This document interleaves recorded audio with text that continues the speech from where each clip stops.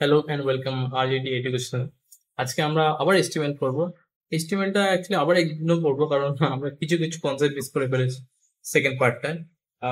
কিছু technical glitch বলে জানা বা এডিটিং এর সমস্যার জন্য আমরা কিছু কিছু পার্ট মিস করে ফেলেছি। সেই কনসেপ্টগুলো আজকে ক্লিয়ার করবো। যেমন ডিপ ক্লাসের মধ্যে আমাদের ডিফারেন্স কি আছে, আর HTML5 কি, বুঝবো এগুলো। তো আজকে চলো, তো ডাইরেক্ট জাম্প করবো আমি আমার ভিএস কোডে গিয়ে ডট টাইপ যেরকম লিখি, আমি ডট টাইপ লেখার পর কিছু আগে বলি ডিপ ক্লাস লিখবো। ক্লাস কি করে লিখবো? তো ক্লাস হচ্ছে আমার সিলেক্টর।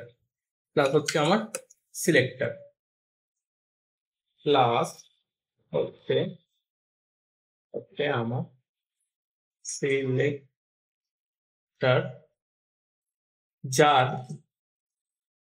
দ্বারা আমি যার দ্বারা আমি আহ, বিভিন্ন এলিমেন্টকে টার্গেট করতে পারবো।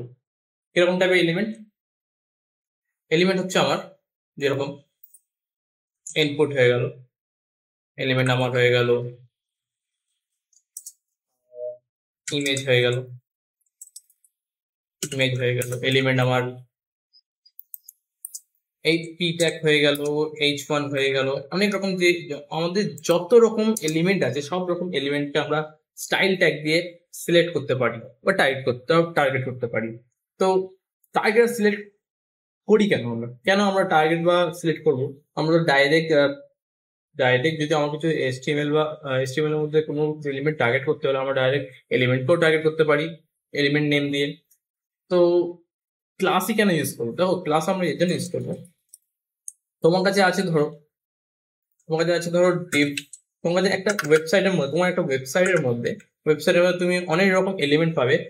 তুমি ডিভ ট্যাগ পেতে পারো, তুমি পি ট্যাগ পেতে পারো, তুমি ইমেজ পেতে পারো, তুমি ইমেজ পেতে পারো তুমি ইনপুট পেতে পারো। তো এরকম টাইপের যে মাল্টিপল যে এলিমেন্ট হবে, এই মাল্টিপল এলিমেন্টকে টার্গেট করতে গেলে তো কিছু সিলেক্টর দরকার, কারণ প্রত্যেকটা এলিমেন্টকে টার্গেট করতে গেলে একই এলিমেন্ট অনেকবার হতে পারে। সুতরাং একই ওয়েবসাইটে পি ট্যাগ হয়তো 100 বার হতে পারে, বা 10 বার 15 বার, যত খুশি হতে পারে। সুতরাং যদি আমি পি ট্যাগকে যদি স্পেসিফিক করে টার্গেট করতে যাই, তাহলে আমার পুরো পি ট্যাগকে সিলেক্ট করতে হবে, এবং সিলেক্ট করে তার ডেটা চেঞ্জ হয়ে যাবে। কিন্তু আমি চাই শুধু একটা পি ট্যাগকে চেঞ্জ করতে। সেক্ষেত্রে আমরা ইউজ করবো কি, একটা সিলেক্টর। এবং আমাদের প্রথম সিলেক্টর হচ্ছে ক্লাস সিলেক্টর।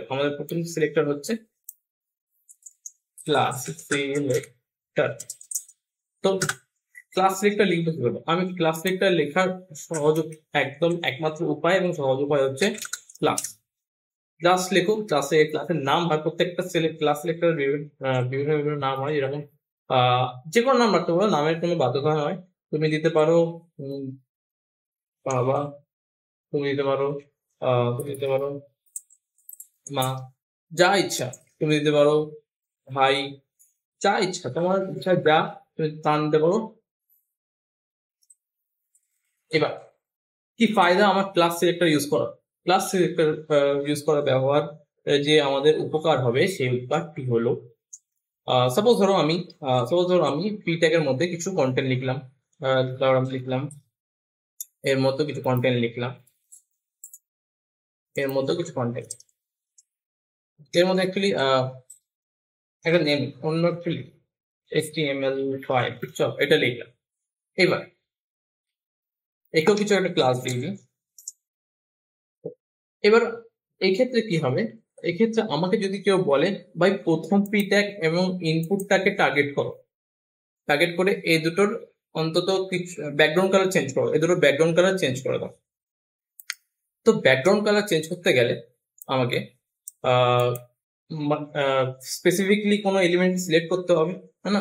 স্পেসিফিক কোনো এলিমেন্টকে সিলেক্ট করতে হবে। তো সেই ক্ষেত্রে আমি যদি কেউ বলে, ভাই যদি এলিমেন্ট দিয়ে করতে পারো, তাহলে তাহলে কি হবে, আমার সবকটা এলিমেন্ট একসাথে টার্গেট হয়ে যাবে। স্পেসিফিক এলিমেন্টকে সিলেক্ট করার জন্য আমরা ক্লাস ইউজ করব। তো আমি একটু সিএসএস এন্টার করছি, কারণ উইদাউট সিএসএস তোমাদের বোঝানোটা একটু টাফ হয়ে যাবে। তো সিএসএস এন্টার করতে আমি এখানে স্টাইল ট্যাগ দিয়ে সিএসএস লিখতে পারবো। স্টাইলটাকে সিএসএস লিখবো। তো এখানে আমি চলো তো দেখাই, যদি আমি এলিমেন্ট দিয়ে, যদি আমি এলিমেন্টকে টার্গেট করে এর ব্যাকগ্রাউন্ড কালার চেঞ্জ করি, ব্যাকগ্রাউন্ড কালার চেঞ্জ করি, ব্যাকগ্রাউন্ড কালার দিলাম চলো রেড দিলাম, রেড রান করি, তাহলে কি হবে, তাহলে কি হবে, আমার সবকটাই চেঞ্জ হবে, সবকটাই পি ট্যাগ চেঞ্জ হবে। কিন্তু আমি তো সেটা চাই না, আমি শুধু চাই শুধু প্রথম পি ট্যাগটা এন্ড সেকেন্ড পি ট্যাগটার ডেটা চেঞ্জ হবে। রেকর্ডিং কি হচ্ছে? হ্যাঁ রেকর্ডিং হচ্ছে। আর প্রথম এন্ড সেকেন্ডটাই যেন চেঞ্জ হবে, তার জন্য আমি কি করব, তার জন্য আমি ক্লাস ইউজ করব। তো একটা ক্লাস দিয়ে দিই, ক্লাস ক্লাস আমি ক্লাস ক্লাস দেওয়া যায়, চলো আমি ক্লাস দিয়ে দিলাম ক্লাস হরি ঘোষ, হরি ঘোষ, হরি ঘোষ। এবার ক্লাসকে সিএসএস জাভাস্ক্রিপ্ট বা অন্য অন্য জায়গা থেকে তোমাকে মেনশন করতে গেলে যে এটা আমার ক্লাস নেম, তার জন্য তুমি ইউজ করবে ডট, তার জন্য কি ইউজ করবে ডট, ডট দিয়ে সেই ক্লাসের নাম, আমার এখানে ক্লাস নামকে যে হরি ঘোষ দেবো, এবং এরপর আমি সেভ করব, সেভ করার পর আমি এই হরি ঘোষ আগে দেখিনি আউটপুটটা কিরকম আসছে, আমার এই কালারটা, আমার যে আমি যে এখানে লিখেছিলাম যে ব্যাকগ্রাউন্ড কালার হয়ে যাবে রেড, তো হরি ঘোষ যেখানে যেখানে আছে সেখানে যেখানে রেড হয়ে যাবে, যেরকম আমার প্রথম পিটাকে আছে। এবার আমি এই হরি ঘোষ ক্লাসটাকে আমি যদি আমার ইনপুটে দিই, তাহলে এর ব্যাকগ্রাউন্ড কালারও চেঞ্জ হয়ে যাবে, এর ব্যাকগ্রাউন্ড কালারও চেঞ্জ হয়ে গেছে, হ্যাঁ না? তো ক্লাস কি, ক্লাস হচ্ছে একটা সিলেক্টর, এবং এই সিলেক্টরের নেম আমি মাল্টিপল টাইম দিতে পারবো, মানে আমি একটা ক্লাস সিলেক্টর নেম অনেকগুলো এলিমেন্টে ইউজ করতে পারবো। কিন্তু এবার আইডি, আইডি হচ্ছে সেম জিনিস, এটাও একটা সিলেক্টর, এটাও তোমাকে স্পেসিফিকলি কোনো এলিমেন্টকে ডাইরেক্ট করতে সাহায্য করবে। কিন্তু সমস্যা হচ্ছে তুমি একই আইডি নেম মাল্টিপল এলিমেন্টকে দিতে পারবে না, প্রত্যেকটা এলিমেন্টের আইডি ডিফারেন্ট হবে। ক্লাসের জন্য ক্লাসে যেমন প্রত্যেকটা এলিমেন্টের একই নেম হতে পারে, একই নাম হতে পারে, যেমন প্রথম পিটাকে যেরকম হরি ঘোষ দিয়েছি, আমি ইনপুটে হরি ঘোষ দিয়েছি, কিন্তু এখানে আইডির ক্ষেত্রে আমি প্রথমটা যদি